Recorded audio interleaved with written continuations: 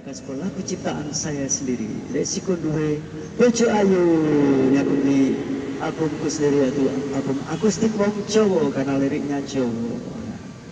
Tapi resiko di bojo ayu nggak semua bojo ayu kayak gitu. Ada juga bojo ayu yang baik hati, sayang dan setia. Oke.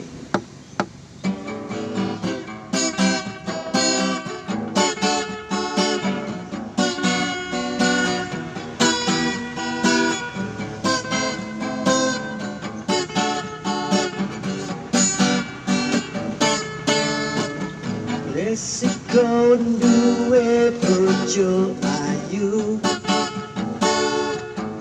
opo maneh anake wong sugih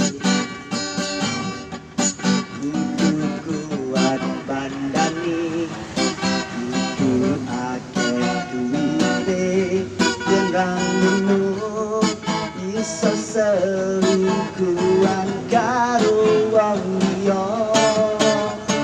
Resiko duwe bojo ayu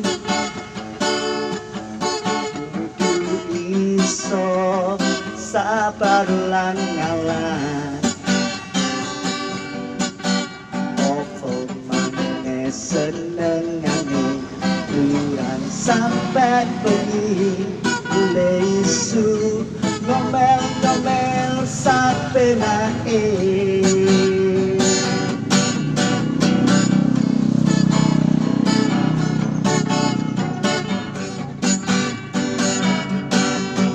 Wis ra usah disesali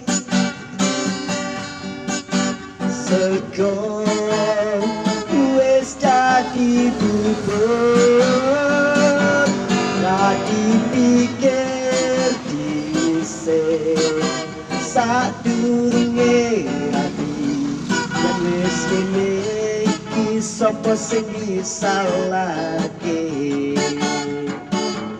Yo wis resikone duwe bojo sing ayu.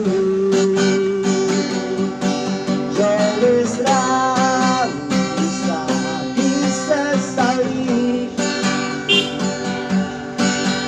sego wis dadi bubur ra dipikir dhisik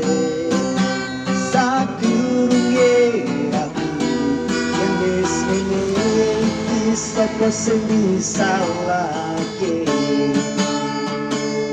Yo wis resikone duwe bojo sing ayu.